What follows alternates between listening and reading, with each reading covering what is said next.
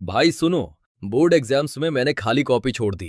पापा का पारा इतना चढ़ा कि उन्होंने मुझे घर से ही बाहर निकाल दिया। सोचो, मैं एक करोड़पति बाप का लाडला सीधा पहुंचा कंस्ट्रक्शन साइट पर ईंटें ढोने। हालत ऐसी हो गई कि 2 वक्त की रोटी के लाले पड़ गए। फिर मेरी नजर पड़ी वहीं काम करने वाली उस सबसे सुंदर लड़की पर। मैंने सोचा, भाई यही सहारा है। मैं तो चिपक गया उसके पीछे, उसी के साथ बैठना, उसी का टिफिन खाना।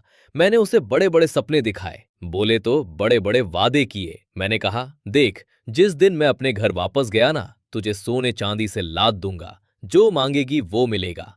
वो बस अपना हाथ गाल पर टिकाकर मुझे देखती रहती और मुस्कुराकर कहती, अरे मुझे ये सब कुछ नहीं चाहिए, मुझे तो बस तुम चाहिए। मैंने उसके माथे को धीरे से सहलाया और हंसते हुए बोला, अरे पगली, तू तो वो बात कर रही है, क्या कहते हैं उसे, हाँ, लंगूर के हाथ में अंगूर। तू और मैं कोई मेल ही नहीं है। लेकिन फिर वो दिन आया जब सीधा आईआईटी दिल्ली का लेटर उस कंस्ट्रक्शन साइट के पते पर आया। और भाई, वो लेटर मेरे लिए नहीं, उसके नाम का था। उस पल मुझे समझ आया कि यार, असल में औकात तो मेरी कम थी। मैं जिसे मामूली समझ रहा था, वो तो मुझसे कहीं आगे निकली। सच कहूं तो लोग कहते हैं बोर्ड के एग्जाम्स किस्मत बदलते हैं। मेरे लिए तो ये बस एक खेल था। मेरा खानदान रईस था। मुझे लगा था बिना पढ़े भी लाइफ सेट है। पर उस दिन मेरी आंखें खुल गईं। मार्क्स?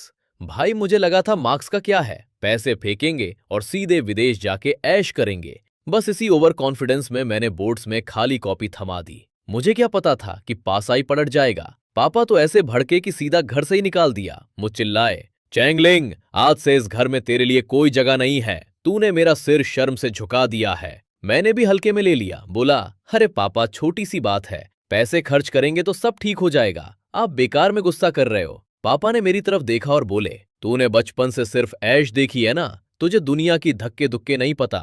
जब तक तू बाहर की मुसीबतें नहीं झेलेगा, तुझे कद्र नहीं होगी। और बस, उन्होंने मुझे घर से बाहर का रास्ता दिखा दिया। अब मुझे लगा बाहर की लाइफ इतनी भी क्या मुश्किल होगी। मैं शान से सुपरमार्केट घुसा और अपनी पसंद के ढेर सारे स्नैक्स और चिप्स उठा लिए। पर भाई, जब बिल चुकाने की बारी आई, सोचा था कि दबा के स्नैक्स खाऊंगा, मजे करूंगा। पर भाई, जैसे ही काउंटर पर कार्ड स्वाइप किया, भाई साहब, कार्ड डिक्लाइन। एक नहीं, दो नहीं, सारे के सारे कार्ड्स पापा ने ब्लॉक कर दिए थे। वहां खड़ी वो कैशियर लड़की, उसने हाथ बांध लिए और मुझे ऐसी नजरों से देखने लगी जैसे मैं कोई छोटा मोटा चोर हूं। टेढ़ी शक्ल बना के बोली, जल्दी करो भाई साहब, पीछे बहुत लंबी लाइन लगी है, सबका टाइम खराब हो रहा है। मैंने पीछे मुड़कर देखा तो लोग ऐसे घूर रहे थे जैसे मुझे अभी कच्चा चबा जाएंगे। कसम से, उस वक्त जमीन फट जाती और मैं अंदर समा जाता तो बेहतर था। मैंने बस एक झूठी सी मुस्कान दी और बोला, अरे वो सॉरी, मुझे ये सब नहीं चाहिए। पहली बार जिंदगी में इतनी जलील वाली फीलिंग आई थी। सुपरमार्केट से बाहर निकलते ही मैंने गुस्से में पापा को फोन घुमाया। मैंने कहा, ओल्ड मैन, ये क्या मजाक है? आपने सच में मेरे सारे कार्ड्स बंद कर दिए? तो अब मैं खाऊंगा क्या, हवा? दूसरी तरफ से पापा की आवाज आई, एकदम ठंडी और बिना किसी इमोशन के, जैसे उन्हें रत्ती भर भी फर्क नहीं पड़ रहा हो। पापा ने बस इतना ही कहा, तेरे पास हाथ पैर सलामत है, अपना रास्ता खुद ढूंढ। और इतना बोलते ही खट से फोन काट दिया। भाई, मुझे एक शब्द बोलने तक का मौका नहीं मिला। मैंने भी गुस्से में फोन जेब में डाला और बुदबुदाया, बढ़िया है, बुड्ढा तो इस बार सच में सीरियस हो गया। पर क्या उनके बिना मेरी लाइफ नहीं चलेगी? मैं भी देखता हूं। मुझे खुद पर पूरा भरोसा था।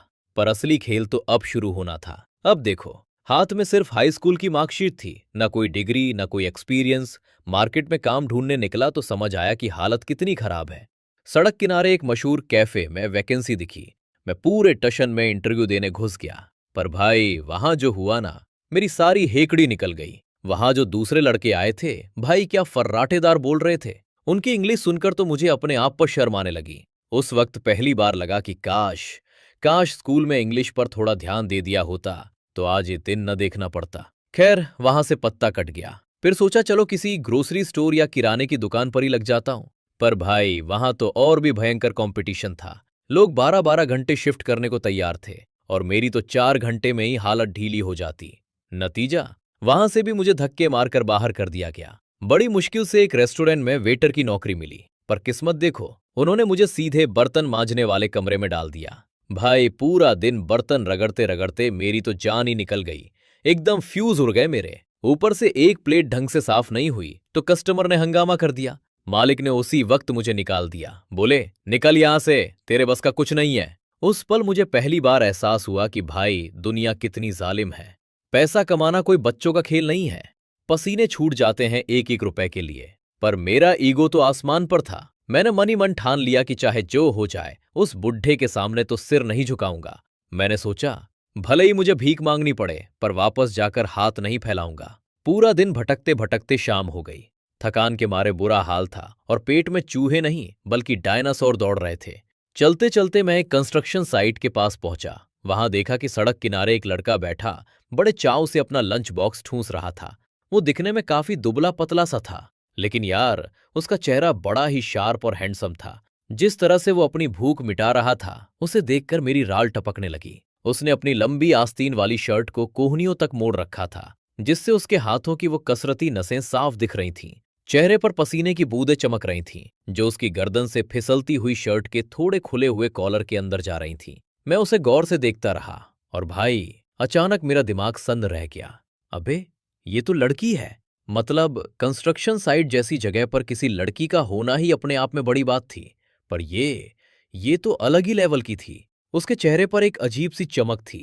नए नक्श इतने तीखे और रॉयल कि कोई उसे देख ले तो बस देखता ही रह जाए। उसकी आंखों में एक ऐसी मर्दानगी भरी खूबसूरती थी कि वो दूर दूर तक किसी आम घर की लड़की नहीं लग रही थी। कसम से, वो उस धूल मिट्टी वाली जगह पर बिल्कुल आउट ऑफ प्लेस लग रही थी। भाई, क्या ये वाकई इतना टेस्टी है? मैं वही सड़क किनारे उकड़ू बैठ गया और उसे खाते हुए देखने लगा।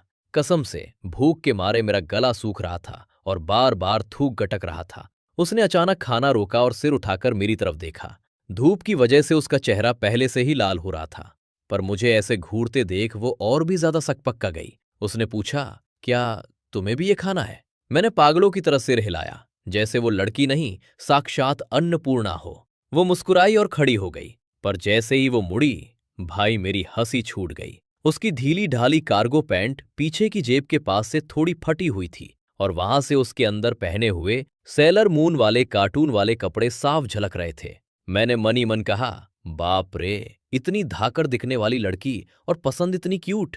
मैं अपनी हंसी रोक ही नहीं पा रहा था। वो पास ही खड़े खाने के ठेले मील वैन पर गई और मेरे लिए एक और डिब्बा खरीदा। जब वो वापस मुड़ी तो उसने मुझे पागलों की तरह हंसते हुए देखा। उसे समझ नहीं आया कि माजरा क्या है। बस मुझे हंसता देख वो थोड़ा अजीब सा मुंह बनाने लगी। हंस क्यों रहे हो? उसने पूछा। मैंने हंसते हंसते कहा, अरे वो सेलर मून, मून प्रिंसेस, तुम्हारी पीछे वाली जेब फटी हुई है। भाई साहब, इतना सुनते ही वो झटके से मुड़ी और उसका पूरा चेहरा, यहां तक कि कान भी टमाटर की तरह लाल हो गए। वो सकपकाकर बोली, शायद शायद अभी ईंटें ढोते वक्त किसी तार में फंस गई होगी।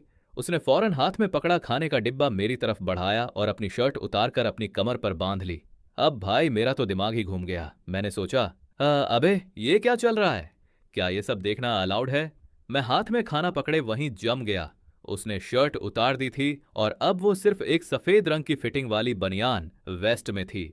भाई, उसकी फिटनेस देखकर मैं दंग रह गया। एकदम सजी हुई बॉडी, टाइट एब्स और एक भी इंच एक्स्ट्रा चर्बी नहीं। मैंने एक बार फिर थूक गटकाया और चुपचाप उसके बगल में बैठ गया। अब भाई, भूख इतनी थी कि मैंने सारी अमीरी और इज्जत ताक पर रख दी। मैंने पागलों की तरह खाना ठूंसना शुरू कर दिया। सच कहूं तो वो घटिया तेल वाला खाना भी उस वक्त मुझे 5 स्टार के खाने से भी टेस्टी लग रहा था। मुंह में खाना भरे भरे ही मैंने बोला, थैंक्स यार इस खाने के लिए। मेरा नाम चेंगलिंग है, तुम्हारा? उसने बस धीरे से कहा, क्यांशिया। मुझे कुछ याद आया। मैंने उससे पूछा, अरे क्या हम पहले कहीं मिले हैं? क्या तुम चेंगजी रेस्टोरेंट में वेटर का काम करती थी? वो कुछ पल के लिए ठिठक गई, फिर उसने धीरे से सिर हिलाया। मैंने फौरन बोला, अरे हाँ, तुम ही तो थी। मैं भी तो वहीं पार्ट टाइम काम कर रहा था। हम दोनों ने साथ में बर्तन मांजे थे। याद आया कुछ? असल में हुआ ये था कि पिछले साल गर्मी की छुट्टियों में मैं घर बैठे बैठे बोर हो रहा था, तो पापा ने मुझे जबरदस्ती अपने ही रेस्टोरेंट में काम का तजुर्बा लेने के लिए भेज दिया। हालांकि उस वक्त कियांशिया से मेरी ज्यादा बातचीत नहीं हुई थी। मैं बाहर हॉल में टशन झाड़ता था और वो बेचारी पीछे किचन में बर्तन रख देती थी। एक दिन जब पीछे बहुत ज्यादा भिद्दा हो गई तो मैं भी मदद कराने पहुंच गया था। अरे हाँ, अब याद आया, तुम वही हो, मैंने मुंह में खाना ठूंसते हुए कहा। फिर मैंने बेशर्मी की हद पार करते हुए उसके डिब्बे से भी एक मीट का टुकड़ा उठा लिया। खाते खाते मैंने उसे बड्ढे बड्ढे सपने दिखाना शुरू कर दिया।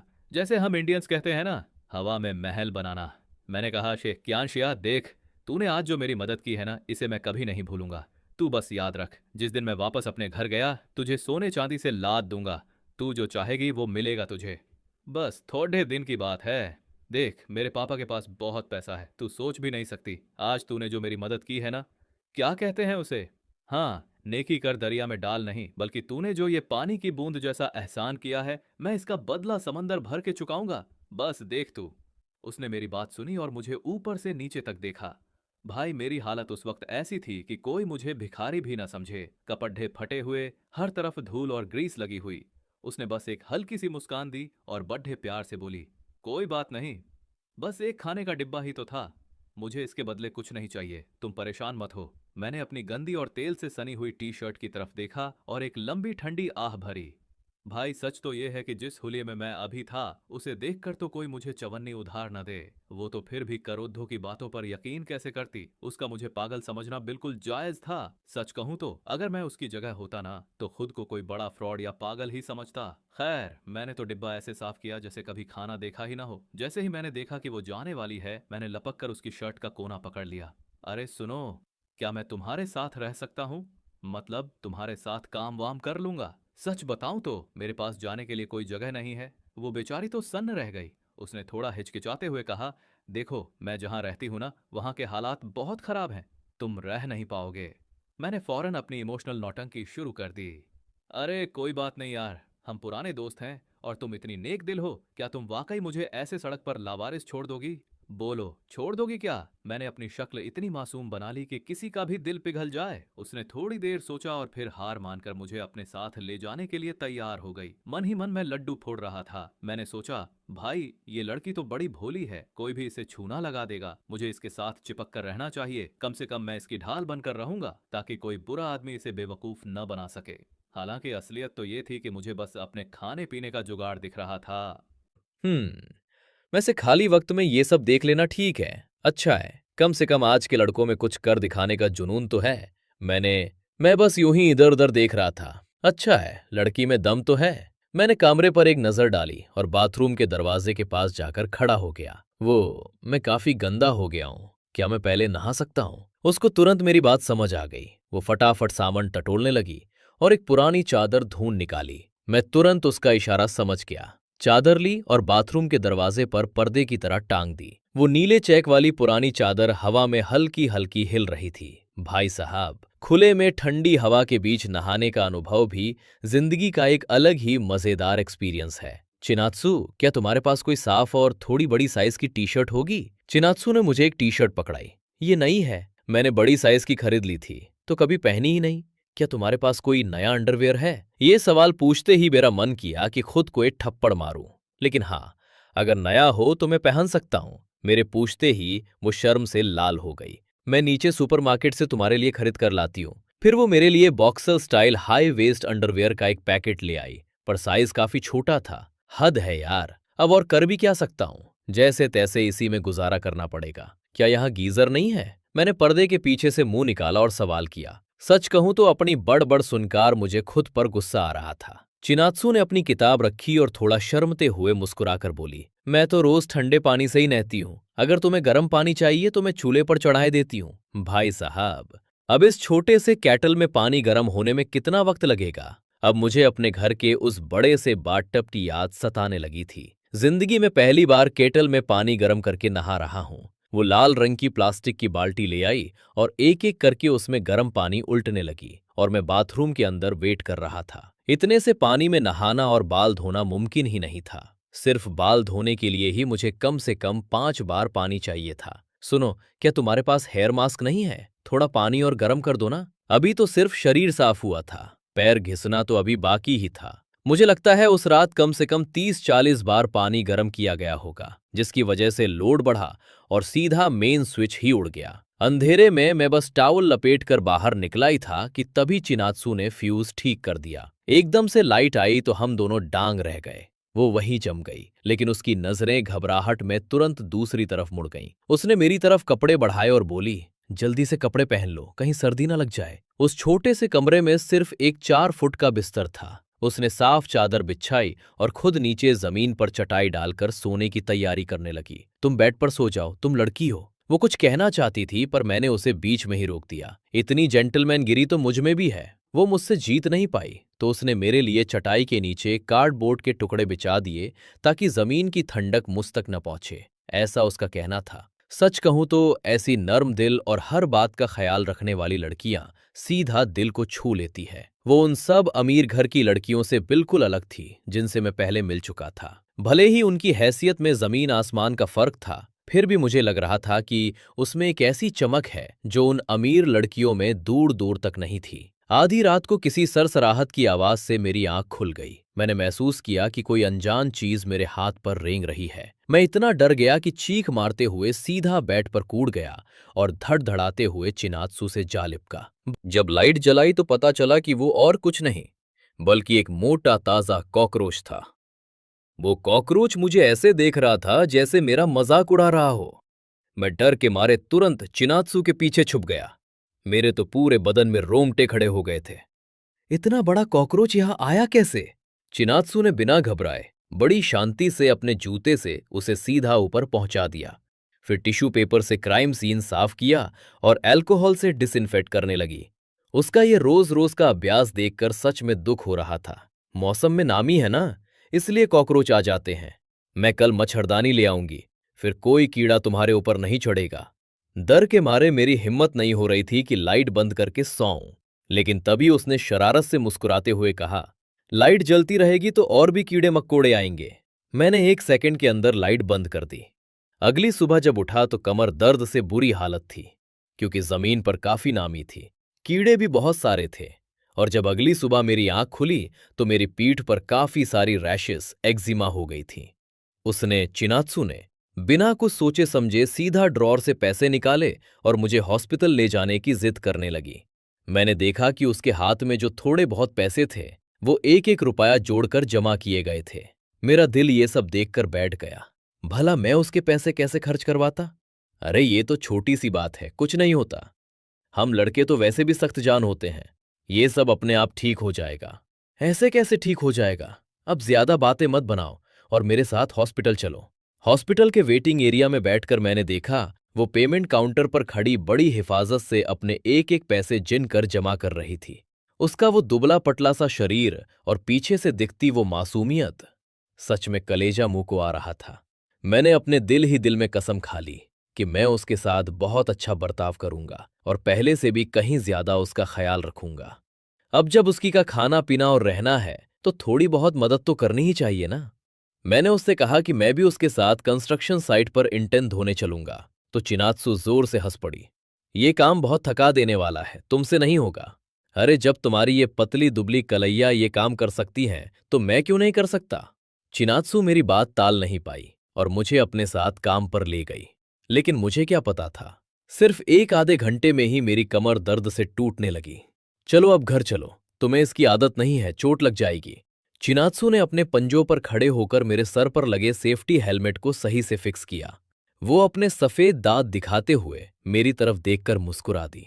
देखो तो सही, तुम्हारे पूरे चेहरे पर धूल जमी है। ओए, क्या कर रहे हो तुम लोग? काम धाम छोड़कर यहां इश्क लड़ा रहे हो? वो घमंडी प्रोजेक्ट मैनेजर ली दावेई ठंडी छांव में बैठा हुआ मजदूरों पर चिल्लाए जा रहा था कि जल्दी काम खत्म करो। सब लोग गर्मी और थकावट से बेहाल थे। चिनात्सु ने मैनेजर की बात सुनी और मेरी तरफ पलटकर देखा। उसने अपनी जेब से कुछ मूड़े तुड़े से पैसे निकाले और बोली, अगर भूख लगी हो तो जाकर कुछ खा लेना, मैं तब तक काम निपटा लेती हूं। इससे पहले कि मैं कुछ बोल पाता, वो एंटॉन से भरी उस रेहड़ी को ढकेलती हुई उस झलती धूप में निकल गई। पसीने की वजह से उसके कपड़े पूरे भीगे हुए थे और उसके शरीर से चिपक गए थे। मैं दंग था कि इतना दुबला पतला शरीर होने के बावजूद वो इतनी भरी रेहड़ी और इस झालती धूप का सामना कैसे कर रही है। मेरे हाथ में उसके दिए हुए पैसे थे। मेरी आंखें भर आई और मुझे वो नोट अपने हाथों में अंगारों की तरह चुभने लगे। सच में पैसा कमाना इतना आसान नहीं होता। इतनी भयंकर गर्मी में, कड़ी धूप में मजदूरों से काम करवाना, ये तो सरासर ज्यादती है। ओए, इतनी दोपहर हो रही है, अब तो सबको ब्रेक दे दो। ली दावेई ने अपनी आईब्रोज ऊपर चढ़ाई, मुंह में दबाई सिगरेट से धुआं छोड़ते हुए गुंडागर्दी से बोला, ए छोटे, तू कौन होता है मुझे काम सिखाने वाला? बाहर का तापमान 40 डिग्री के पार है और तुम अब भी मजदूरों से बाहर काम करवा रहे हो। अगर किसी को कुछ हो गया तो क्या तुम जिम्मेदारी लोगे?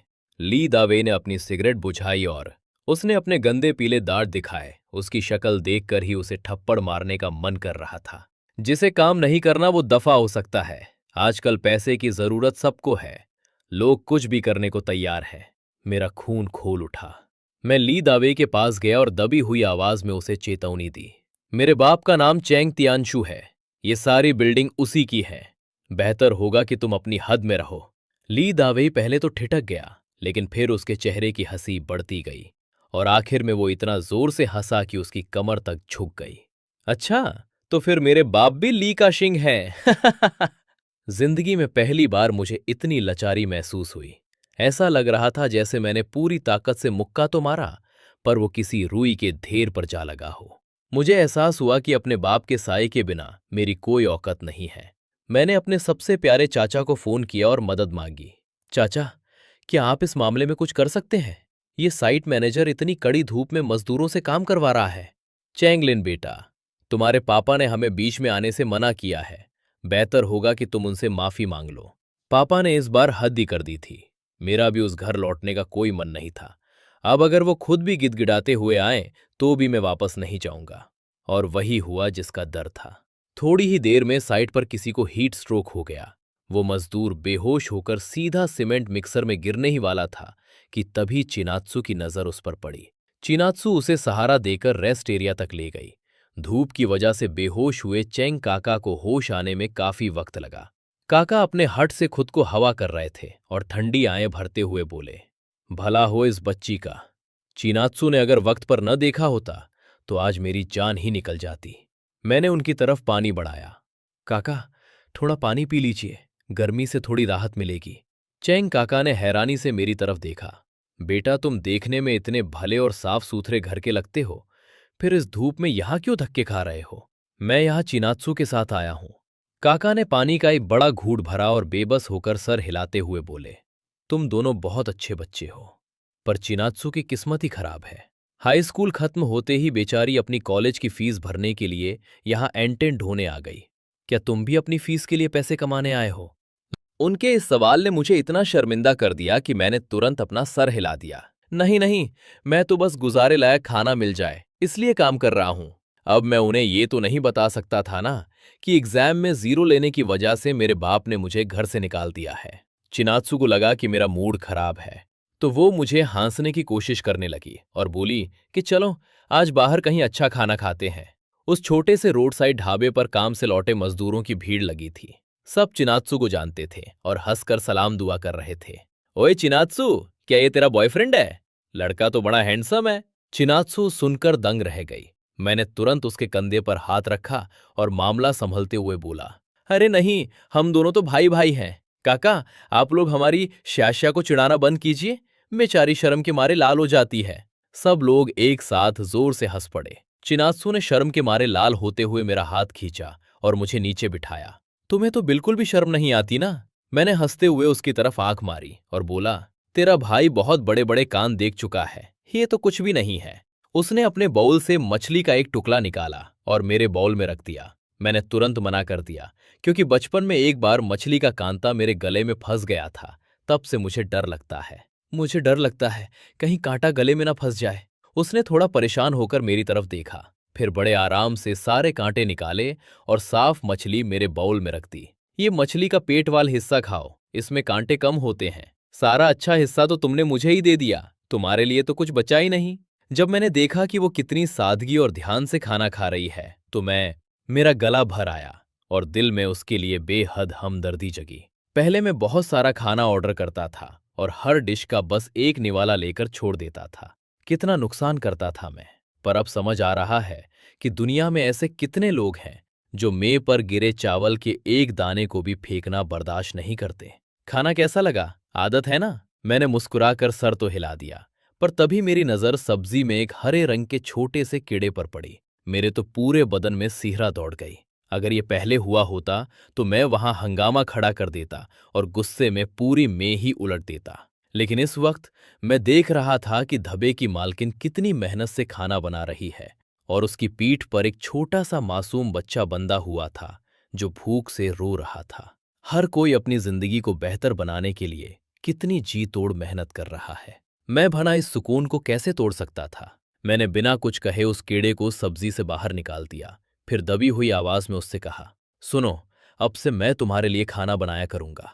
रोज रोज बाहर खाना बहुत महंगा पड़ता है। चिनात्सु ने सर उठाया।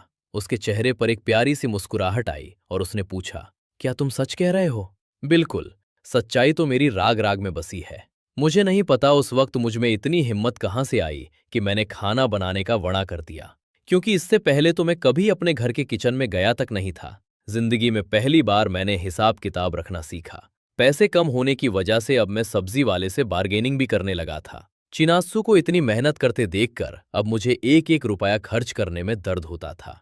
मुझे पता है मेरा बनाया खाना इतना स्वाद नहीं होता, पर शुक्र है कि चिनात्सु नखरे नहीं करती।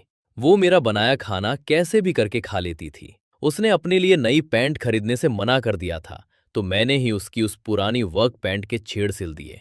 वो अपनी हंसी रोकते हुए मेरे बुरे सिलाई काम का मजाक उड़ाती थी, पर फिर भी उसी पैंट को रोज पहनना पसंद करती थी।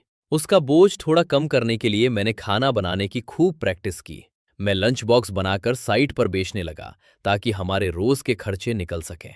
धीरे धीरे हमारे बीच एक ऐसा रिश्ता बन गया जैसे हम एक दूसरे का ही सहारा हों। मैं तो शुरू से ही सुख सुविधाओं में बड़ा हुआ था। मुझे तो छोटी मोटी बातों से कोई फर्क नहीं पड़ना चाहिए था, लेकिन जब मैंने देखा कि चिनात्सु ने मेरे लिए चादर धोकर एकदम साफ कर दी है और इतनी मेहनत से इस घर को इतना प्यारा और सुकून भरा बना दिया है, मेरे दिल में एक अजीब सी हलचल होने लगती थी। खास तौर पर तब जब मैंने देखा कि वो खुद एक एक पैसा जोड़कर गुजारा कर रही है, पर फिर भी मेरे लिए सेकेंड हैंड एसी खरीदने को तैयार है। तुम फालतू पैसे खर्च मत करो, मुझे सच में इसकी जरूरत नहीं है। इतनी गर्मी में बिना एसी के भला कोई कैसे सो सकता है? मैंने अक्सर देखा है कि तुम गर्मी की वजह से रात भर कंबल फेंकते रहते हो। ऐसे तो तुम बीमार पड़ जाओगे। अब मैं क्या करूं? मैं नहीं चाहता था कि मेरा दिल उसकी तरफ खींचा चला जाए, पर जब भी वो मेरी तरफ देखकर मुस्कुराती है, मेरा खुद पर काबू नहीं रहता। मैं उसके लिए बस इतना ही कर सकता था कि जब वो काम पर जाए तो मैं घर को एकदम साफ सुथरा कर दूं। एक दिन जब मैं दराज में बिखरा सामान सही कर रहा था, तभी अचानक मेरी नजर उसके हाई स्कूल के आईडी कार्ड पर पड़ी। वो हल्की पीली पड़ चुकी एक छोटी सी तस्वीर। उस फोटो में चिनात्सु कैमरे की तरफ देखकर मुस्कुरा रही थी, जिसे देखकर ऐसा लग रहा था जैसे वो मुश्किल से 200 नंबर ला पाएगी। मैं अपनी हंसी रोकते हुए कार्ड को और ध्यान से देखने लगा। निनयांग हाई स्कूल, ये हमारे शहर का सबसे टॉप स्कूल है। यहाँ पढ़ने वाले बच्चे गॉड गिफ्टेड माने जाते हैं और हर साल ये स्कूल बड़े बड़े कॉलेजों में ढेरों टॉपर्स देता है। सच में मैंने इस बुद्धू को समझने में बड़ी गलती कर दी थी। तभी मेरे पापा का फोन आया। इतने समय बाद आखिरकार उन्हें मेरी याद आ ही गई। लिन, तुम्हारे चाचा ने मुझे सब बता दिया है। अब बहुत दुख झेल लिया तुमने, अपनी गलती मान लो और घर वापस आ जाओ। मैं एक हाथ से कड़ाही में पलटा चला रहा था और फोन को लाउड स्पीकर पर डाल रखा था। क्या?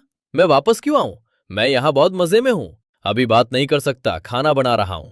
मैंने अपनी कोहनी से फोन काट दिया और गुनगुनाते हुए काम में लग गया। दिल को एक सुकून सा महसूस हो रहा था। पापा के सामने झुकना नामुमकिन। मैं उन्हें दिखा दूंगा कि उनके बिना भी मैं अपनी जिंदगी शानदार तरीके से जी सकता हूं। खाना बनकर तैयार था, लेकिन चिनात्सु का अब तक कुछ पता नहीं था। मैंने उसे कई बार फोन किया, पर उसने एक भी कॉल नहीं उठाया। जब मैं उसे ढूंढने के लिए साइट पर जाने ही वाला था, तभी मेरा फोन बजा। हेलो, तुम अब तक घर क्यों नहीं आई? लिन, चिनात्सु का एक्सीडेंट हो गया है। उसे सिटी हॉस्पिटल के इमरजेंसी वार्ड में भर्ती कराया गया है। ये सुनते ही जैसे मेरे दिमाग की नसें फट गईं। उसके बाद सामने वाले ने क्या कहा, मुझे कुछ सुनाई नहीं दिया। मुझे बचपन से ही हॉस्पिटल की उस स्मेल से नफरत है। मेरी यादों में मेरी माँ ने भी अपनी जिंदगी के आखिरी पल इसी हॉस्पिटल की चार दीवारी में बिताए थे। वो कभी इतनी खूबसूरत हुआ करती थी कि नजरें नहीं हटती थीं, लेकिन कैंसर की कीमोथेरेपी ने उसे इतना कमजोर कर दिया कि आखिरी वक्त में मैं उसे पहचान तक नहीं पाया। माँ के जाने के बाद उनकी याद के तौर पर मेरे पास बस ये चेन बची है, जो आज भी मेरे गले में है। वही जानी पहचानी हॉस्पिटल की स्मेल, वही डर जिसकी वजह से मेरी सांसें उखड़ने लगी थी। मुझे बहुत डर लगता है कि कहीं मेरी जिंदगी का कोई जरूरी इंसान मुझे फिर से छोड़कर न चला जाए। जब मैं वहां पहुंचा तो चिनात्सु को ऑपरेशन थिएटर की तरफ ले जाया जा रहा था। उसके कंधे पर बंधी पट्टी खून से पूरी तरह लाल हो चुकी थी। उसकी सफेद टी शर्ट पर हर तरफ खून के गहरे धब्बे थे। उसके गुलाबी होंठ अब एकदम सफेद पड़ चुके थे और वो लगभग बेहोश थी। चिनात्सु, उसने अपनी आंखें खोलकर मेरी तरफ देखा। उसके होंठ कुछ कहने के लिए हिले तो सही, पर आवाज नहीं निकली। मैंने कसकर उसका हाथ थाम लिया। मैंने अपनी आंखों के आंसू रोकते हुए कहा, पैसों की तुम बिल्कुल चिंता मत करना। डॉक्टर उसे जल्दी में ऑपरेशन थिएटर के अंदर ले जा रहे थे। तभी उन्होंने मुड़कर मेरी तरफ देखा। क्या आप मरीज के घर वाले हैं? जल्दी जाइए और हॉस्पिटल की फॉर्मेलिटीज पूरी कीजिए। डॉक्टर प्लीज उसके टाके बहुत संभल कर लगाइएगा, ऐसे कि कोई दाग ना रहे। उसे सुंदर दिखना बहुत पसंद है। ऑपरेशन थिएटर का दरवाजा बंद हो गया। बाहर साइट के कुछ मजदूर दोस्त बेचैनी से इंतजार कर रहे थे। चेन काका ने आगे बढ़कर मेरा हाथ थामा और बोले, हलीन तुम घबराओ मत, चिनात्सु को कुछ नहीं होगा। लेकिन हुआ क्या? सुबह जब वो घर से निकली थी तब तो बिल्कुल ठीक थी। चेन काका ने गुस्से और पछतावे में अपने चेहरे पर 2 जोरदार थप्पड़ मारे। सब मेरी गलती है, सब मेरी वजह से हुआ। अगर मैं जिद करके उस मचान पर ना चढ़ा होता तो चिनात्सु मुझे बचाने के चक्कर में उन लोहे के सरियों के नीचे ना आती। काका आप खुद को दोष मत दीजिए। मैंने एक ठंडी आ भरी और काका का हाथ थाम लिया। मेरा दिल चिनात्सु के लिए तड़प रहा था, लेकिन सामने खड़े उस बुजुर्ग की हालत देखकर मुझे उन पर तरस भी आ रहा था। चेन काका ने अपने थैले से तह किए हुए कुछ पुराने नोट निकाले और कांपते हाथों से मेरी तरफ बढ़ा दिए। ये पैसे तुम रख लो, अगर कम पड़े तो बताना, मैं कहीं और से इंतजाम करूंगा। तभी बाकी मजदूर भी मेरे पास आ गए और सबने अपनी जेब से जो भी पैसे थे निकालकर मेरी तरफ बढ़ा दिए। मैं दंग रह गया। ये वही लोग हैं जो इन चंद रुपयों के लिए अपनी जान जोखिम में डालकर काम करते हैं, लेकिन आज किसी की जरूरत पड़ने पर बिना कुछ सोचे अपना सब कुछ देने को तैयार थे। कितनी सादगी और कितनी सच्चाई थी उनकी इस मदद में। वहीं दूसरी तरफ मेरे पापा का बिजनेस की दुनिया थी, जहां लोग सिर्फ मतलब के लिए झूठी मुस्कान के साथ जी हजूरी करते थे। दिखने में तो वहां सब शांत लगता था, पर पीठ पीछे साजिशों का तूफान चलता था। हर रिश्ता बस दिखावा और बनावटी था। आप सबका बहुत शुक्रिया, पर मैं ये पैसे नहीं ले सकता। मैं कोई ना कोई रास्ता निकाल लूंगा। ये उनकी खून पसीने की कमाई थी, भला मैं इसे कैसे ले सकता था? मैंने अपनी माँ की दी हुई वो चेन निकाली और उसे गिरवी रखने के लिए निकल पड़ा। माँ, आप मुझे माफ कर दूंगी ना? ये चेन मेरे लिए बहुत कीमती है, बहुत ज्यादा। सूरज की रोशनी में वो चेन चमक रही थी। यही तो माँ की आखिरी निशानी थी, जो इतने सालों से मेरे साथ थी। गिरवी रखने वाली दुकान की मालकिन एक अधेड़ उम्र की औरत थी, जिसने गहरे लाल रंग की लिपस्टिक लगा रखी थी। उसने मेरी तरफ एक तिरछी और हिकारत भरी नजर डाली और चेन हाथ में ले ली। उसने पहले मैग्नीफाइंग ग्लास से उसे देखा, फिर अचानक उसके हाथ ठिठक गए। उसने अपना चश्मा लगाया और फिर से उसे बारीकी से जांचने लगी। कितने पैसे दोगी इसके? उसने अपना मैग्नीफाइंग ग्लास नीचे रखा और मेरी तरफ देखा। उसकी आंखों में एक अजीब सी चालाकी चमक रही थी। देखो, इस चेन की कोई खास कीमत नहीं है। मार्केट में ये मुश्किल से 5-6 हजार की होगी। ऊपर से ये सेकेंड हैंड है। मैं तुम्हें इसके 3,000 दे सकती हूँ। क्या? ये बियॉन्से की डिजाइन की हुई डायमंड कस्टमाइज चेन है। पूरी दुनिया में ऐसी सिर्फ एक ही है और इसकी कीमत लाखों में है, और तुम मुझे 3,000 बता रही हो? मालकिन ने अपनी शर्मिंदगी छुपाने के लिए हल्का सा खांसा और फिर से उसे जांचने का नाटक करने लगी। क्या ये तुम्हारी है? हाँ, जल्दी करो, मुझे पैसों की सख्त जरूरत है। उसने सिर हिलाया और अपनी सीट से उठ खड़ी हुई। जरा रुको, मैं अभी आती हूँ। 5 मिनट भी नहीं बीते थे कि पुलिस ने अंदर आकर मुझे चारों तरफ से घेर लिया। हमें खबर मिली है कि तुमने ये कीमती चेन चोरी की है। चुपचाप हमारे साथ पुलिस स्टेशन चलो। मैंने उस मालकिन की तरफ देखा तो उसने मुझे एक हिकारत भरी नजर दी और बोली, मैंने ही पुलिस बुलाई है। क्या पता ये चेन कहां से चुरा कर लाए हो? मैं फालतू के पचड़ों में नहीं पड़ना चाहती। मेरा खून खौल उठा। लानत है तुम पर। ये मेरी माँ की आखिरी निशानी है। मेरी माँ का नाम शेन शुई था, मेरा नाम चेंग लिंग है और मेरे पापा चेंग त्यांगसू है। मैंने अपना आईडी कार्ड मेज पर पटक दिया। जाओ, जाकर चेक कर लो। मेरा दोस्त हॉस्पिटल में मौत और जिंदगी के बीच झूल रहा है। उसे इन पैसों की जरूरत है। तुम लोगों ने मुझे यहाँ क्यों कैद कर रखा है? अभी मेरी बात खत्म भी नहीं हुई थी कि पूछताछ वाले कमरे का दरवाजा खुला और मेरे पापा ठंडे चेहरे के साथ वहां खड़े थे। चेंग लिंग, बाहर निकलो।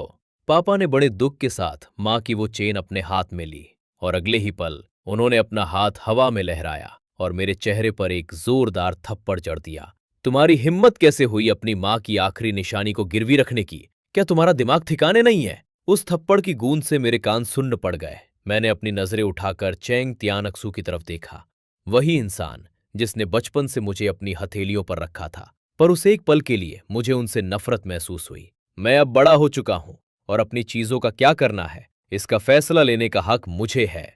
मैंने तुम्हें बाहर इसलिए भेजा था ताकि तुम जिंदगी की मुश्किलों को समझ सको, इसलिए नहीं कि तुम अपनी माँ की यादों को बेचकर ऐश करो। मेरी आंखें गुस्से और दर्द से लाल हो गईं।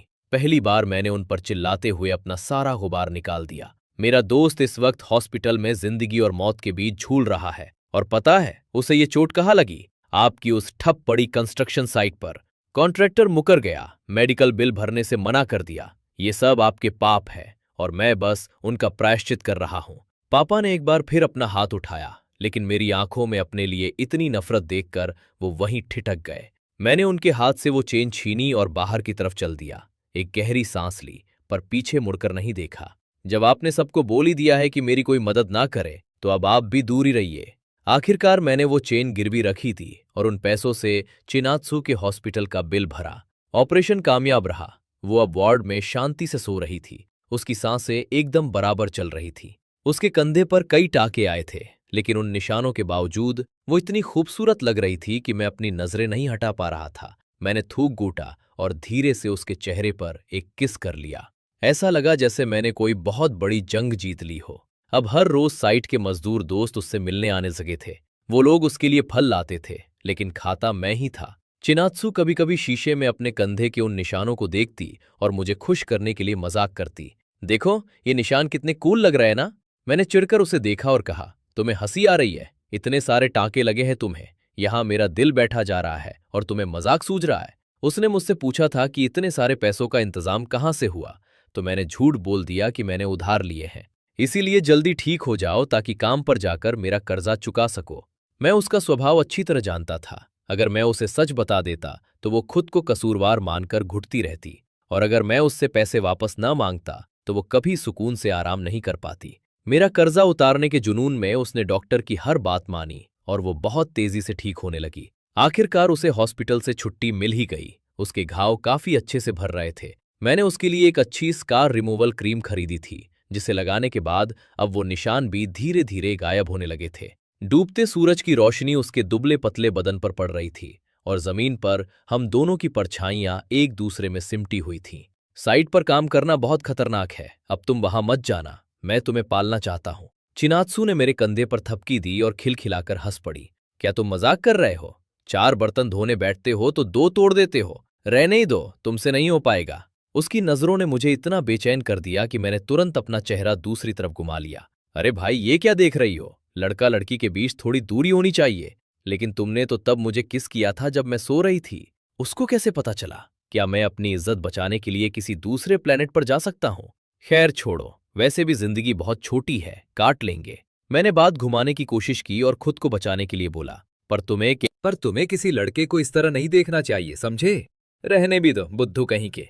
अरे अब गाली क्यों दे रही हो? और रुको, भाग क्यों रही हो? सच तो ये था कि अगर मैं अभी नहीं भागा तो मेरा दिल अपनी सारी सच्चाई उगल देगा। वो पीछे से आवाजें देती रहीं, पर मैं नहीं रुका, क्योंकि अगर अभी रुकता तो वो मेरा सारा कच्चा चिट्ठा खोल देती। लेकिन मेरे दिल की लहरें उस गर्मी की शाम की ठंडी हवा के साथ धीरे धीरे डोल रही थी। अब क्या करूं? मुझे सच में उससे प्यार हो गया है। तभी उसके पीरियड शुरू हो गए। वैसे तो ये कोई बड़ी बात नहीं थी, लेकिन इस बार जो हुआ वो किसी ड्रामे से कम नहीं था। बिना किसी चेतावनी के उसके पीरियड्स तब शुरू हो गए जब मैं सोकर उठा ही था। बिस्तर की चादर तय करते वक्त मेरी नजर उस लाल धब्बे पर पड़ी और मैं एकदम सकपका गया। वो भी सन्न रह गई। जैसे ही उसने मुड़कर अपनी पजामी पर वो खून का निशान देखा, उसका चेहरा शर्म के मारे फटने को हो गया। मैं खुद संभाल लूंगी, तुम दूर रहो। उसने फुर्ती से अपनी पजामी बदली और फटाफट चादर उतारने लगी। उसे देखकर लग रहा था कि काश जमीन फट जाए और वो उसमें समा जाए। मैं उसकी हालत समझ सकता था।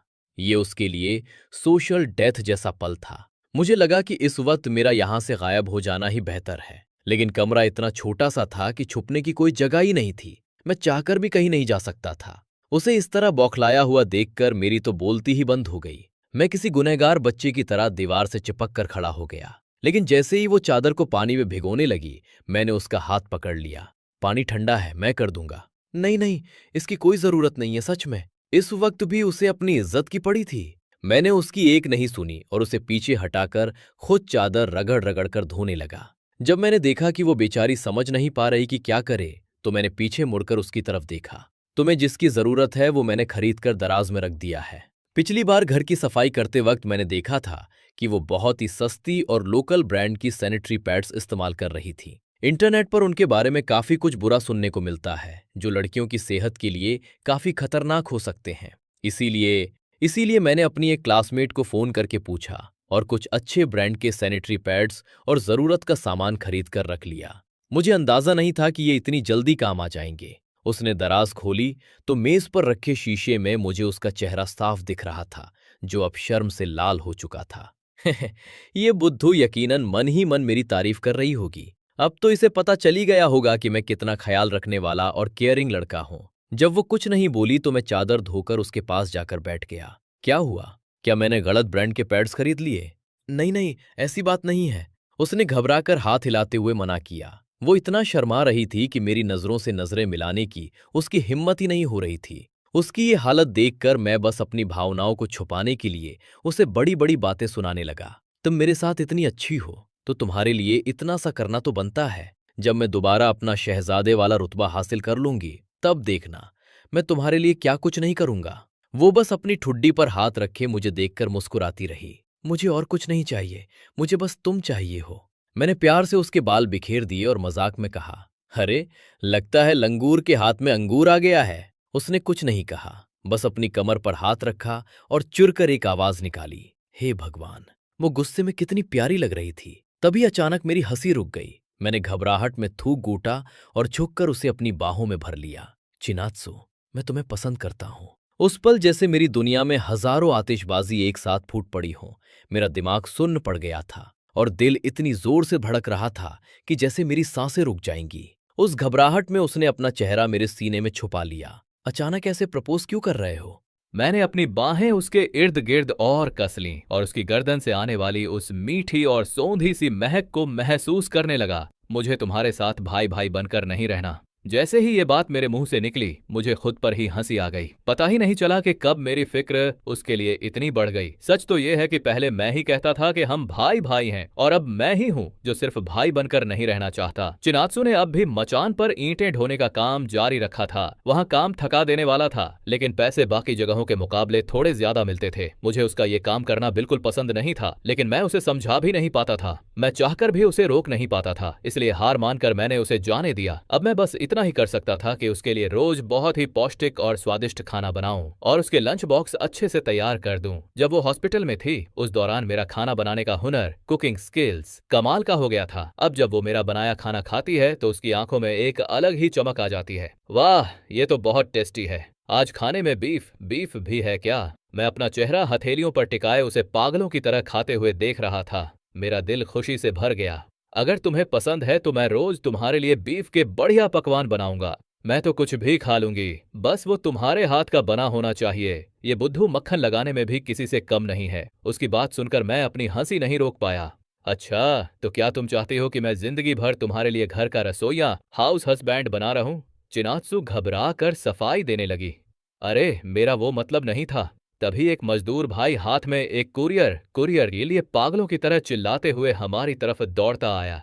चिनात्सु, ओ चिनात्सु, ये तो चिंघुआ से है। पल भर में ही सबने उसे चारों तरफ से घेर लिया। जल्दी इसे खोलो, हमें भी हाथ लगाने दो। क्या बात है, अब तो हमारी साइट न्यूज में आएगी।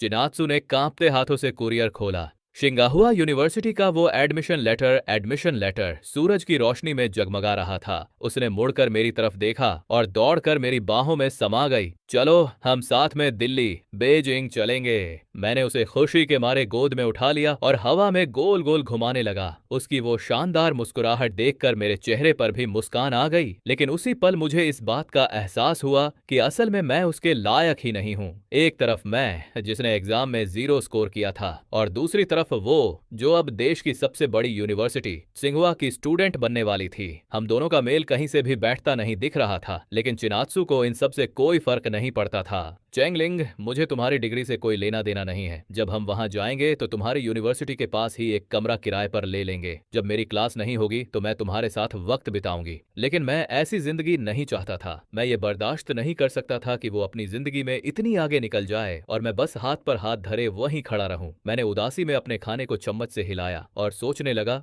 पर एक निवाला भी गले से नीचे नहीं उतरा। मुझे पता था कि चिनात्सु पढ़ाई में अच्छी है, पर यह अंदाजा नहीं था कि वो पूरे प्रदेश की टॉपर है। ऐसी स्टूडेंट जिसे देश की सबसे बड़ी यूनिवर्सिटीज खुद बुला रही थीं। मुझे चुप देखकर वो मुझे हंसाने की कोशिश करने लगी। इन कुछ महीनों की जो पगार मिली है उससे हम साथ में दिल्ली घूमने चलेंगे। मैंने उसे झिड़कते हुए देखा। घूमना क्या, इतनी मेहनत से कमाए हुए पैसे तुम्हारी पढ़ाई में काम आएंगे। मुझे लगा घूमने जाने से शायद तुम्हारा मूड ठीक हो जाएगा। सच तो यह है कि पहले मैं अपने पापा के कार्ड से कहीं भी पैसे उड़ा देता था और मुझे मजा आता था, लेकिन आज चिनात्सु के खून पसीने की कमाई को खुद पर खर्च करना ये मुझसे नहीं हो पा रहा था। अरे कुछ नहीं, मैं तो बस तुम्हारे लिए बहुत खुश हूँ। चलो चीयर्स। मुझे मुस्कुराता देख उसके चेहरे पर भी सुकून आ गया।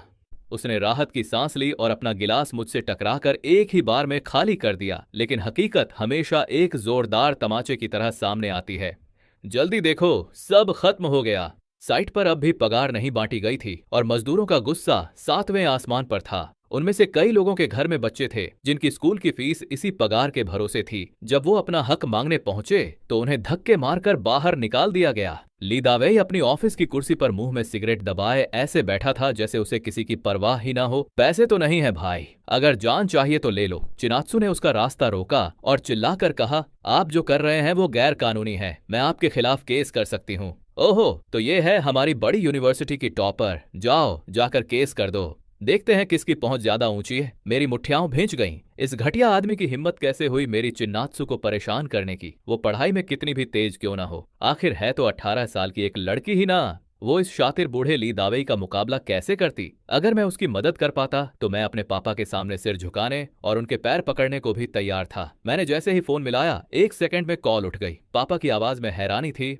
अलिन, क्या ये तुम हो? पापा, आप लोगों ने कंस्ट्रक्शन का पैसा अभी तक क्यों रोक रखा है? मजदूर अपनी मेहनत की कमाई के लिए तड़प रहे हैं। पापा ने शांत होकर कहा, बेटा उस प्रोजेक्ट में मैं बस तुम्हारे पेई अंकल का पार्टनर हूँ। मैंने अपनी तरफ से सारा पैसा भेज दिया है। अगर उन्होंने मजदूरों को पगार नहीं दी तो मैं उसमें दखल नहीं दे सकता। मैंने साइट पर जो कुछ भी हो रहा था सब पापा को बता दिया। मैंने उनसे साफ कह दिया, अगर आप मजदूरों का पैसा दिलवा दें और उस ली दावेई को नौकरी से निकाल दें तो मैं घर वापस आने को तैयार हूँ। पापा 2 सेकंड के लिए खामोश रहे। पापा ने एक ठंडी आह भरी और बोले, ठीक है मैं रास्ता निकालता हूं, लेकिन तुम्हें मेरी बात माननी होगी। तुम्हें विदेश जाकर अपनी पढ़ाई पूरी करनी होगी।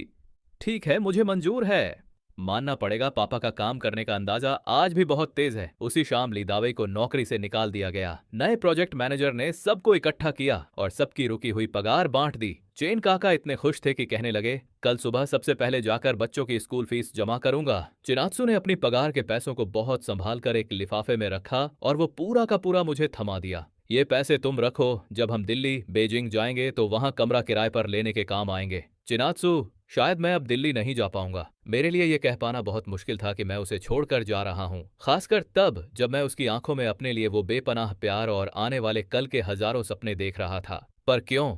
उसने अपनी भौहें सिकोड़ते हुए पूछा। उसके चेहरे पर अब डर साफ दिख रहा था। उसने मेरी आंखों में झांकते हुए बड़ी संजीदगी से सवाल किया, चिनात्सु, मुझे विदेश जाना होगा। मेरी बात सुनते ही उसके हाथ डीले पड़ गए और नीचे लटक गए। वो खुद को संभालने की कोशिश कर रही थी, एक झूठी मुस्कान लाने की कोशिश कर रही थी और उसका वो चेहरा देखकर मेरा कलेजा मुंह को आ रहा था। तो तो क्या तुम्हारे पापा सच में छेंगतियान कंपनी के चेयरमैन हैं? इसका मतलब इतने वक्त से तुम यहाँ बस अपनी लाइफ का कोई एक्सपेरिमेंट कर रहे थे। उसने आगे कहा, खैर अच्छा ही है, तुम अपनी पुरानी जिंदगी में लौट जाओगे तो और भी खुश रहोगे। वो बहकी बहकी बातें कर रही थी, ऐसी बातें जो वो कभी नहीं कहना चाहती थी, और उसकी आंखें धीरे धीरे नम होने लगी थीं। चिन्नात्सु, प्लीज ऐसा मत कहो। वो हल्का सा मुस्कुराई और जब मैंने उसे छूने की कोशिश की तो उसने खुद को पीछे खींच लिया। कोई बात नहीं, मैं उतनी कमजोर नहीं हूं जितना तुम सोच रहे हो। उसने दरवाजा बंद कर लिया और मुझे कमरे में अकेला छोड़ दिया। मैं, जो कभी अपनी अकड़ और घमंड के लिए जाना जाता था, उस पल फूट फूट कर रो पड़ा। मुझ में इतनी हिम्मत नहीं थी कि मैं उससे आखिरी बार अलविदा कह पाता। जब वो बाहर गई हुई थी और वापस नहीं लौटी थी, उसी दौरान मैं वहां से निकल गया। मैंने पूरे घर को बहुत सलीके से साफ किया, सब कुछ बिल्कुल वैसा ही कर दिया जैसा मेरे आने से पहले था, जैसे कि मेरा वहां कभी कोई वजूद ही न रहा हो। मैंने उसके लिए एक बैंक कार्ड छोड़ दिया जिसमें मेरी माँ की वो चेन बेचने के बाद बचे हुए पैसे थे। ये रकम इतनी थी कि वो अपने कॉलेज के 4 साल बिना किसी चिंता के सिर्फ अपनी पढ़ाई पर ध्यान दे सके। उसे तपती धूप और धूल भरी कंस्ट्रक्शन साइट पर काम करने की जरूरत नहीं थी, वो एक ऊंची उड़ान भरने के लिए बनी थी। जब मैं अपने घर पहुंचा तो पापा के चेहरे पर एक ऐसी खुशी थी जिसे वो छुपा नहीं पा रहे थे। उन्होंने मैनेजर से कहकर मेरी पसंद के ढेर सारे पकवान बनवाए थे, लेकिन वो शाही खाना मेरे हलक से नीचे नहीं उतर रहा था। मुझे उन लजीज पकवानों में कोई स्वाद नहीं आ रहा था। मुझे तो बस उस सड़क किनारे वाले ढाबे के खाने की याद आ रही थी। देखो, बाहर रहकर तुम कितने कमजोर हो गए हो। ये सब मैंने खास तुम्हारे लिए बनवाया है, थोड़ा और खाओ। पापा पहले से कहीं ज्यादा नरम हो गए थे। शायद वो हमारे बिगड़े हुए रिश्तों को सुधारना चाहते थे। तभी अचानक मेरे फोन की घंटी बजी। स्क्रीन पर चिनात्सु का नाम चमक रहा था।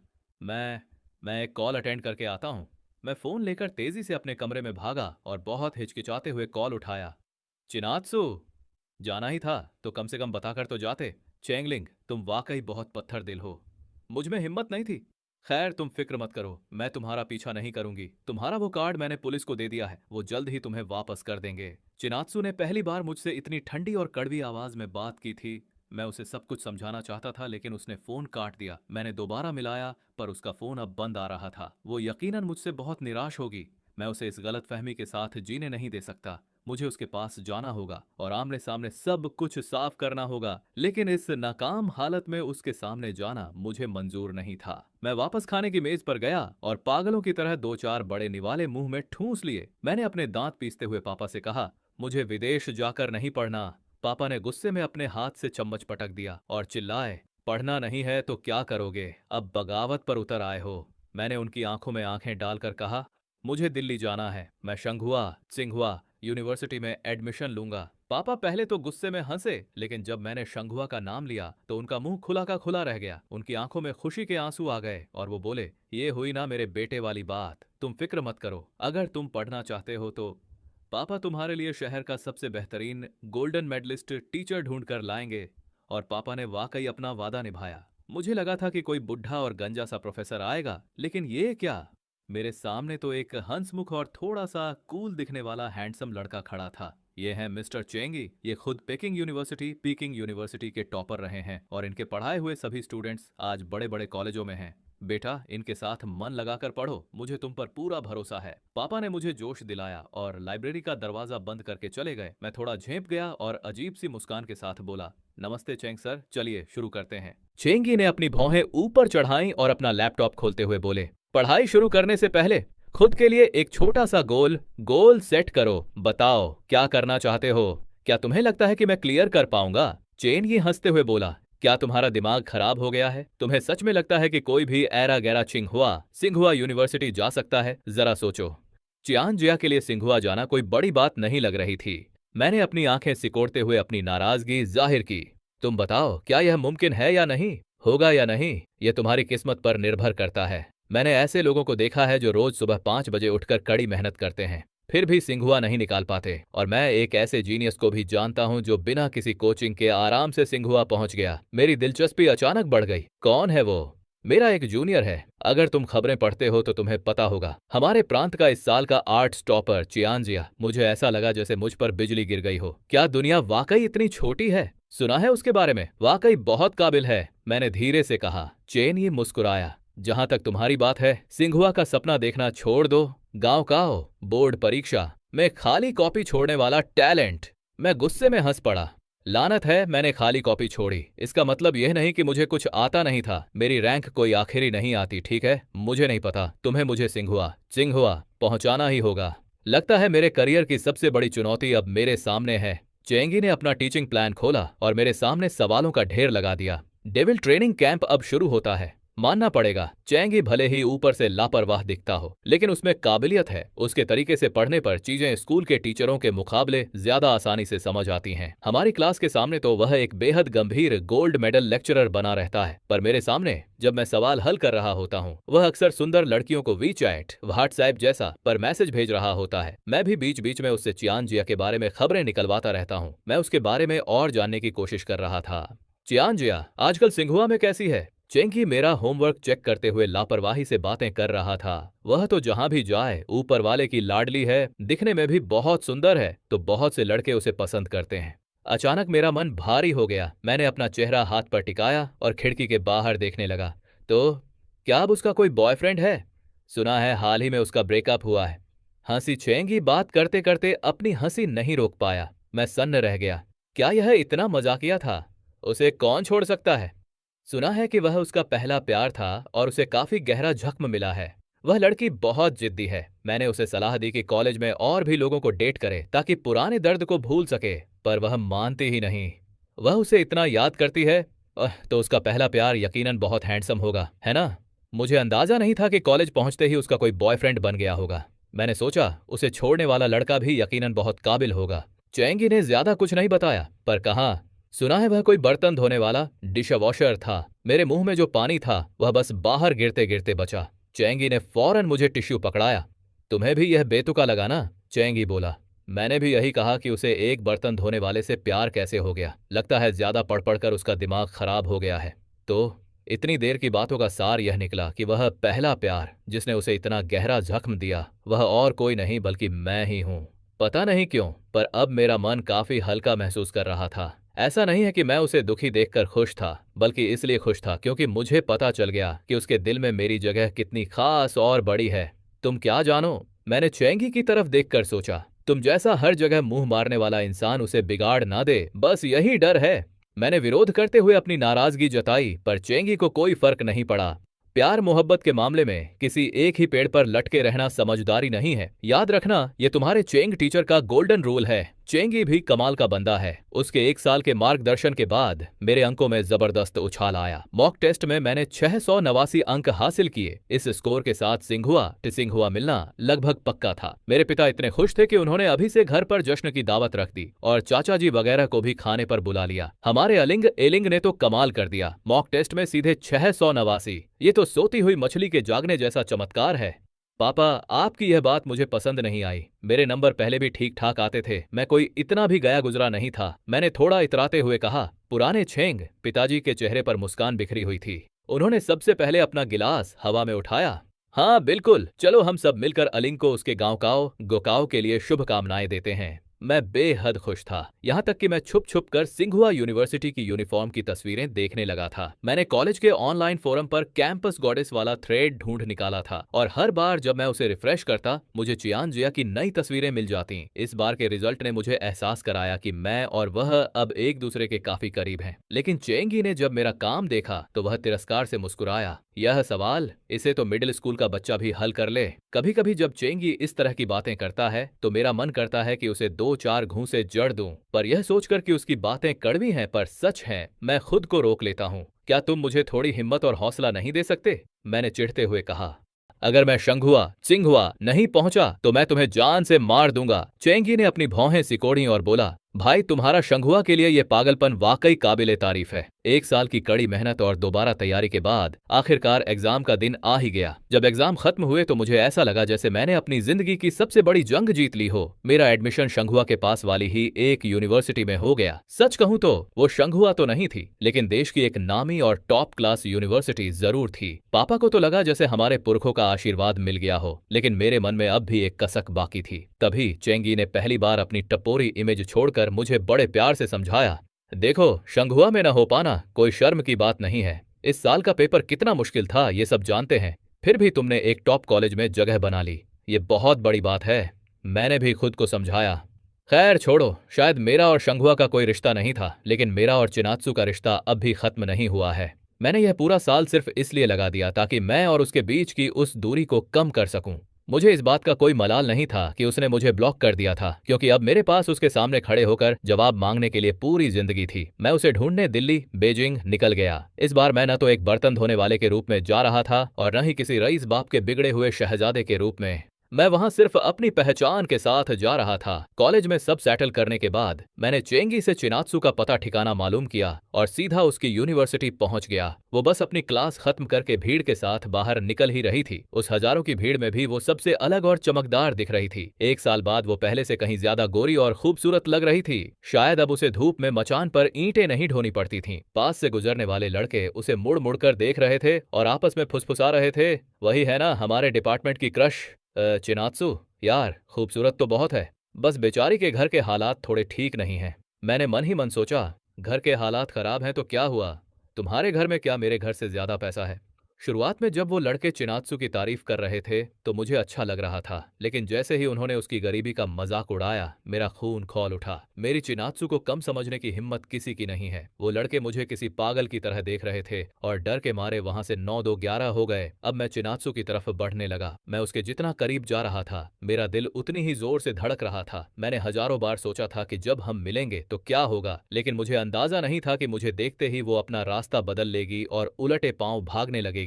मैं वहीं सुन्न खड़ा रह गया। तभी वो रुकी और मुड़कर वापस मेरी तरफ आने लगी।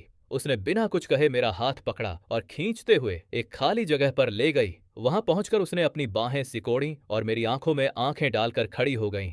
तुम तो विदेश जाने वाले थे ना, क्या हुआ? हे भगवान, ये इतनी रौबदार, अग्रेसिव कैसे हो गई? पहले तो ये एकदम बुद्धू और सीधी सादी हुआ करती थी। मैंने अपनी नजरें झुकाईं और धीरे से खंसते हुए कहा। बाद में मैंने अपना इरादा बदल दिया। तभी तो कहते हैं, लड़कों की बातों का कभी यकीन नहीं करना चाहिए। कहते कुछ हैं और करते कुछ और हैं। जब मैं चुप रहा तो उसने फिर पूछा, तो आज यहाँ क्यों आए हो? बस यही तो वो पल था जिसका मुझे इंतजार था। मैं बत्ती सी दिखाते हुए मुस्कुराया और बोला, मेरा एडमिशन तुम्हारे पास वाली यूनिवर्सिटी में हो गया है। अब हम रोज मिल सकते हैं। पर वो अब भी सख्त बनी रही। किसे मिलना है तुमसे? तुम अपनी मर्जी से चले गए और अब अपनी मर्जी से वापस आ गए। क्या मैं तुम्हें कोई मजाक लगती हूँ? लगता है मैडम का गुस्सा अभी ठंडा नहीं हुआ है। पूरा 1 साल बीत गया, पता नहीं अब इन्हें मना पाऊंगा या नहीं। मैंने किसी मासूम बच्चे की तरह उसका हाथ पकड़ा और मिन्नतें करने लगा। चिनात्सु, प्लीज अब गुस्सा छोड़ दो। मैं कसम खाता हूँ, मैं इसकी भरपाई कर दूंगा। कोई जरूरत नहीं है।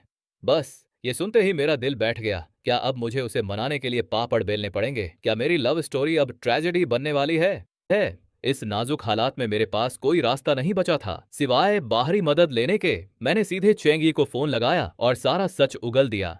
सर, सच तो यह है कि मैं ही चिनात्सु का वो बदकिस्मत पहला प्यार, फर्स्ट लव हूँ। अब आप ही बताइए, क्या आप अपने दोस्त की खुशियां नहीं चाहते? क्या आप अपने स्टूडेंट को कामयाब होते नहीं देखना चाहते? प्लीज यार चेंगी, मेरी मदद कर दो। चेंगी फोन पर मेरी पूरी दास्तान सुनकर बड़े मजे ले रहा था। उसे तो यकीन ही नहीं हो रहा था। तो मतलब तुम सच में उस लड़ढचकी के लिए मचान पर ईंटें ढोने गए थे? एक करोड़पति का बेटा और मजदूरी? भाई कमाल है। अरे भाई ये सब छोड़ो, ये बताओ मदद करोगे या नहीं? अच्छा अच्छा ठीक है, बताओ क्या करना है। मैंने साफ लफ्जों में कहा, आज से तुम मेरे जासूस, इन्फॉर्मर हो। तुम्हें रोज चिनात्सु का पूरा शेड्यूल और उसकी एक एक बात मुझे बतानी होगी। चेंगी ने भाव खाते हुए कहा, देख भाई, मैं इतना भी वेला नहीं हूँ। मेरी बहुत सारी क्लासेस होती हैं। मैं तुम्हें डबल सैलरी, डबल पे दूंगा। डन। मैं अभी के अभी उसका पूरा हफ्ते का शेड्यूल तुम्हारे फोन पर भेज रहा हूँ। वैसे भी वो अपनी हर चीज प्लान के मुताबिक ही करती है। बस फिर क्या था, चेंगी नाम के इस हैक चीट कोड की मदद से मैं रोज ठीक उसी समय चिनात्सु के सामने पहुंच जाता जब उसकी क्लास खत्म होती थी। मैं रोज उसके लिए ताजे फल और ढेर सारा अच्छा अच्छा खाना ले जाता और बड्ढे बड्ढे थैले भरकर उसके हाथों में थमा देता। चिनात्सु की सबसे अच्छी बात क्या है जानते हो? वो बाहर से कितनी भी सख्त बनने की कोशिश करे, लेकिन दिल से वो बहुत ही नरम है। वो चाहकर भी सबके सामने मुझे शर्मिंदा नहीं कर पाती, इसलिए हर बार उसे वो चीजें लेनी ही पद्धति। फिर वो अपनी आवाज धीमी करके मुझे प्यारी सी धमकी देती, अगली बार मत आना वरना यकीन मानो मैं ये सब कचरे में फेंक दूंगी। मैं भी बड़े आराम से अपनी भौहें चढ़ाकर उसे देखता और कहता, ये तुम्हारी चीजें हैं, तुम्हें पूरा हक है इनके साथ कुछ भी करने का। मुझे पता था कि वो कभी ऐसा नहीं करेगी। वो मेरे सामने बेबस थी। अब तो उसके कॉलेज के दोस्तों को भी मेरे बारे में पता चल गया था। जैसे ही मैं वहां पहुंचता, सबके सब हूटिंग करना और शोर मचाना शुरू कर देते।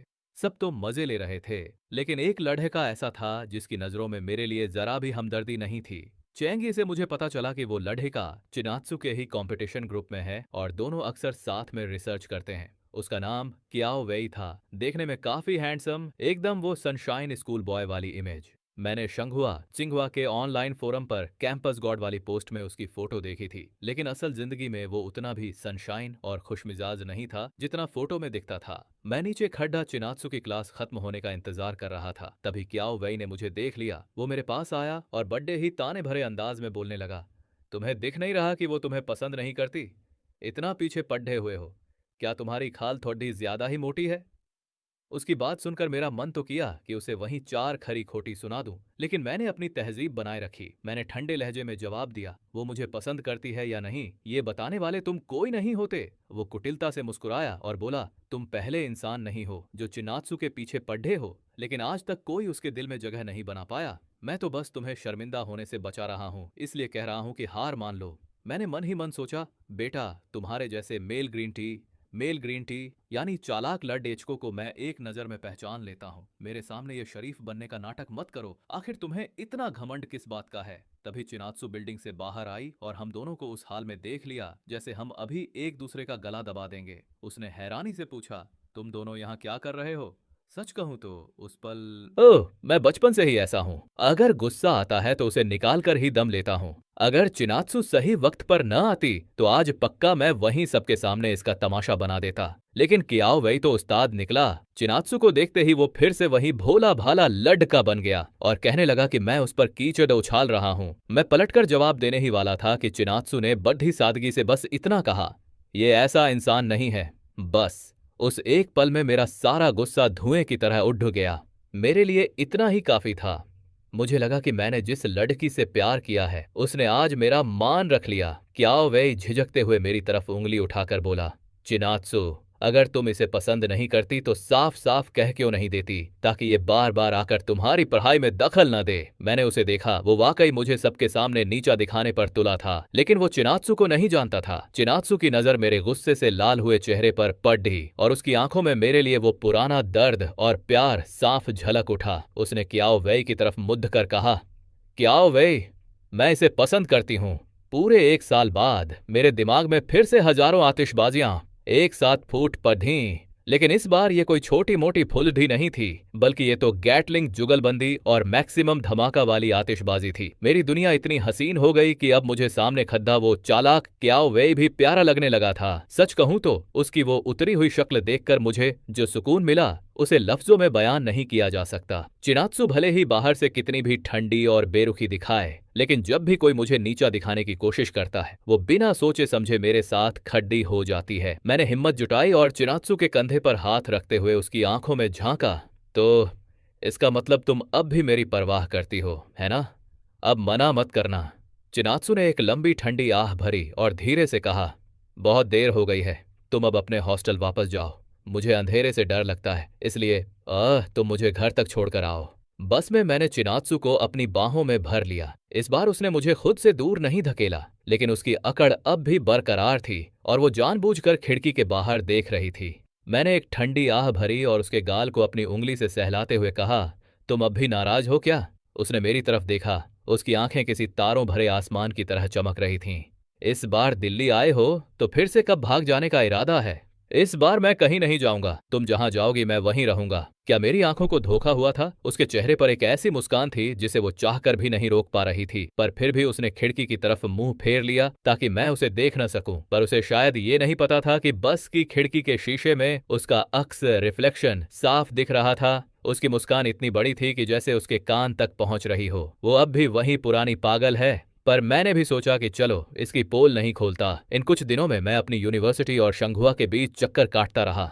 सच कहूं तो मैं बहुत थक गया था और पता ही नहीं चला कि कब उसके कंधे पर सिर रखकर सो गया। जब बस स्टैंड पर रुकी तो उसने मुझे धीरे से हिलाया। मैं अपनी लार पोंछते हुए नींद में ही उसके पीछे पीछे नीचे उतर गया। जैसे ही मेरी नजर उसकी जैकेट पर पड़ी, वहां लार का एक बड़ा सा निशान बना हुआ था। भाई कसम से मुझे इतनी शर्म आई कि मन किया जमीन फट जाए और मैं उसमें समा जाऊं। घबराहट में मैंने यूनिवर्सिटी के गेट पर ही उसका हाथ पकड़ा और बोला, चलो चलो किसी होटल में कमरा लेते हैं, मैं अभी तुम्हारी ये ड्रेस साफ कर देता हूँ। पास से गुजर रहे स्टूडेंट्स हमें देखकर खिलखिलाने लगे। चिनात्सु का चेहरा शर्म से लाल हो गया। उसने झटके से मेरा हाथ पीछे किया और बोली, पागल हो गए हो क्या? जाओ अब यहाँ से।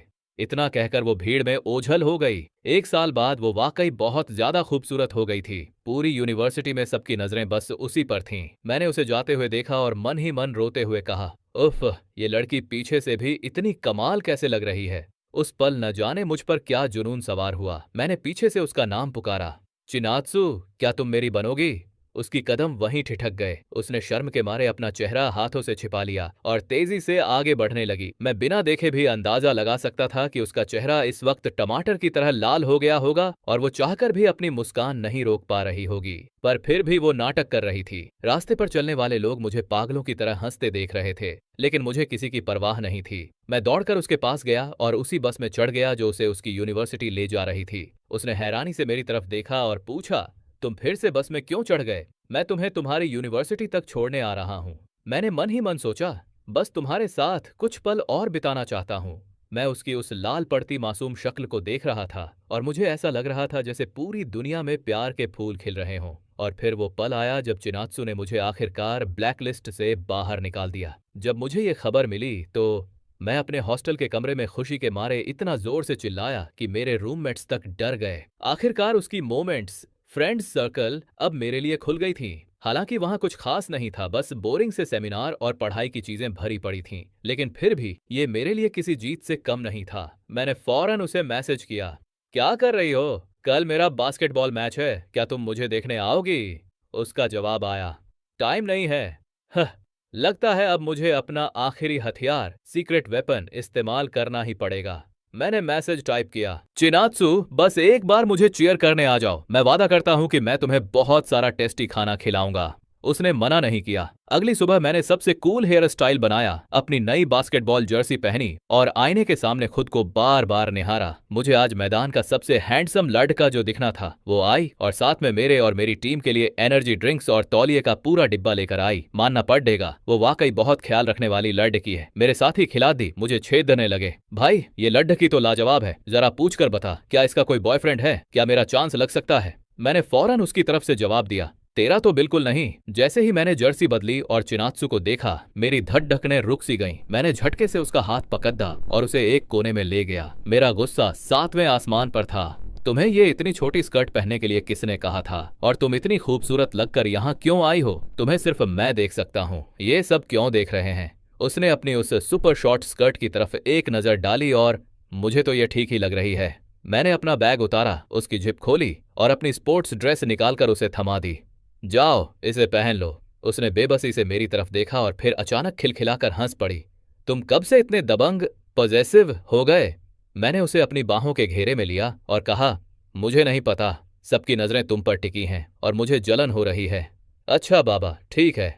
उसने मेरी स्पोर्ट्स ड्रेस पहन ली। वह स्कर्ट जिसे उसने पहना था अब मेरी ड्रेस के नीचे छिप गई थी और वह काफी ढीली लग रही थी। उसने चिढ़ते हुए कहा, यह बहुत ही बेकार लग रही है। अब मुझमें तुम्हारे लिए चीयर करने की हिम्मत भी नहीं बची। मेरे साथी खिलाड़ी अपनी हंसी रोकते हुए बोले, चेंगलिंग, तुम्हारी जलन तो वाकई 7वें आसमान पर है। मैंने मैदान के बाहर खड़ी चिनात्सु की तरफ देखा, जो थोड़ा चिढ़ी हुई दिख रही थी, लेकिन मेरा मन बहुत खुश था। मैं अपनी मुस्कान चाहकर भी नहीं रोक पा रहा था। मैच बहुत ही रोमांचक मोड पर था और विरोधी टीम स्कोर के मामले में हमारे बहुत करीब पहुंच गई थी। जब मैच खत्म होने वाला था तभी मैंने एक परफेक्ट 3 पॉइंटर शॉट मारा और उसी पल हार जीत का फैसला हो गया। बास्केट होते ही सबसे पहले मैंने मुड़कर उसे देखा। मैं अपनी इस खुशी को सबसे पहले उसी के साथ बांटना चाहता था। कहते हैं ना कि बास्केटबॉल मैच में गोल करने के बाद एक लड़का सबसे पहले जिसे देखता है वही उसका सबसे पसंदीदा इंसान होता है, और मुझे इस बात पर पूरा यकीन हो गया था। मैदान से बाहर निकलते ही मैं उसकी तरफ भागा। मेरी हंसी रुक ही नहीं रही थी। उसने मुस्कुराते हुए मेरी तरफ तौलिया बढ़ाया और धीरे से कहा, मानना पड़ेगा, उस शॉट के वक्त तुम वाकई काफी कूल लग रहे थे। तभी मेरे साथियों ने मुझे चारों तरफ से घेर लिया और धक्का देते हुए उसके सामने ले आए। सब एक ही शोर मचा रहे थे, किस करो, किस करो। उसका चेहरा शर्म से लाल हो गया और मैं अपने दोस्तों को पीछे धकेलने लगा। ये साले अपनी मस्ती के चक्कर में किसी को भी फंसा सकते हैं। लेकिन हमारे बीच की वो शरारती मुस्कान मेरे दिल का हाल साफ बयां कर रही थी। तुम लोग चुप रहो और मजे लेना बंद करो। इतना कहकर मैंने झुककर उसके माथे को चूम लिया। डूबते सूरज की वो नारंगी रोशनी उसके बालों पर चमक रही थी। ऐसा लग रहा था जैसे उसके चारों तरफ कोई रूहानी चमक, हेलो हो। मुझे लगा जैसे मैं अब भी कोई सपना देख रहा हूँ, लेकिन मेरे दिल की तेज धड़कनें चीख चीख कर कह रही थीं कि यह हकीकत है। मैंने उसे अपनी बाहों में लिया। ढलते सूरज की रोशनी में उसकी वो मासूम और खूबसूरत परछाएं किसी पेंटिंग जैसी लग रही थी। आखिरकार मैं और चिनात्सु फिर से एक हो गए थे। लोग कहते हैं कि अगर एक अमीर शहजादे का किसी गरीब की सिंड्रेला से दिल लगाना एक जुआ है, तो मैं वो जुआरी हूं जिसे दांव पर लगे पैसों की परवाह नहीं। लेकिन शुक्र है उस खुदा का जिसने मुझे आज तक कभी हारने नहीं दिया। Outro music, ending sound effect.